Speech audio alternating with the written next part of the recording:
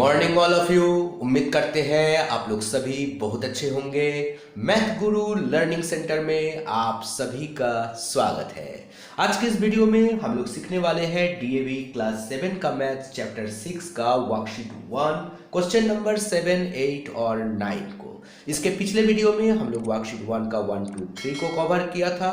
उसके बाद हम लोग 4, 5, 6 को कवर किया था और आज हम लोग 7, 8 और 9 को कवर करने वाले हैं। तो आइए देखते हैं क्वेश्चन नंबर 7, 8 और 9 में सवाल क्या है।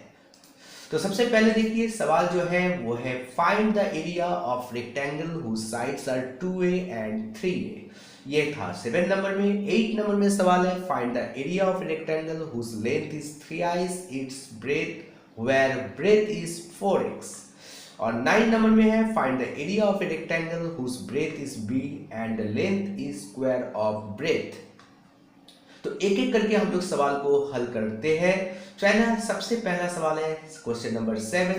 देखते हैं इसमें क्या कहा रहा है।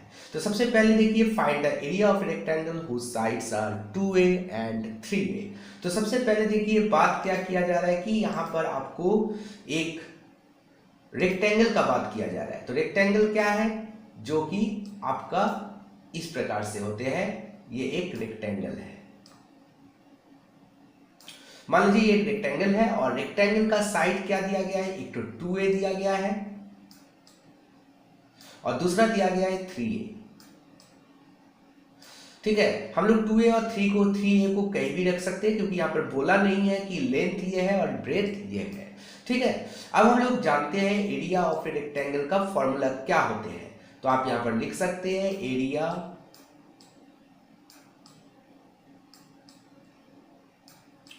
ऑफ ए रेक्टेंगल, इस तरह से लिख सकते हैं।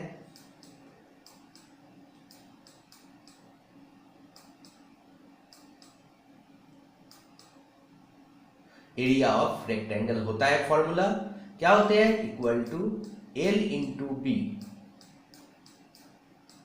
एल इंटू बी होते हैं। तो यहां पर हम लोग का एल कितना है मान लेते हैं। एल हो गया आपका 2a, ठीक है, और ब्रेथ हो गया आपका मान लेते हैं लेंथ जो है वो 3a है, सॉरी ये 3a है और ब्रेथ हो गया आपका 2a। ठीक है, अब हम लोग जो करते हैं तो 3a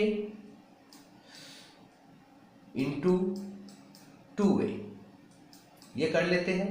तो 3 और 2 को मल्टीप्लाई कर देंगे हो जाएंगे 6। a और a को मल्टीप्लाई कर देंगे तो हो जाएंगे a स्क्वायर। तो आपका आंसर क्या आया 6a स्क्वायर। ये हो गया। नेक्स्ट आगे बढ़ते हैं क्वेश्चन नंबर 7 की ओर, 8 की ओर। तो क्वेश्चन नंबर 8 में बोल रहा है find the area of a rectangle. चलिए हम लोग एक रेक्टेंगल सबसे पहले ड्रॉ कर लेते हैं। कुछ इस प्रकार से होते हैं और इस एरिया ये जो रेक्टेंगल है उसका length is 3i it's breath. तो ब्रेथ जितना है तो ब्रेथ कितना दिया गया 4x, तो ब्रेथ दे दिया है 4x। तो लेंथ कितना है उसका 3 गुना है। लेंथ उसका 3 गुना है यानी 3 इंटू 4x। ये हो गया। इस तरह से आपको समझना है। तो हम लोग यहां पर लिख सकते हैं लेट द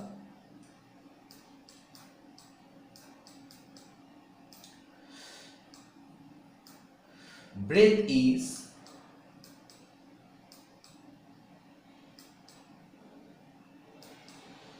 ब्रेथ। लेट यहां पर नहीं होंगे क्योंकि ब्रेथ तो दिया गया है। तो ब्रेथ इक्वल टू 4x और यहां पर लेंथ आपको दिया गया है। तो लेंथ क्या है इसका 3 गुना है यानी 3 इंटू 4x।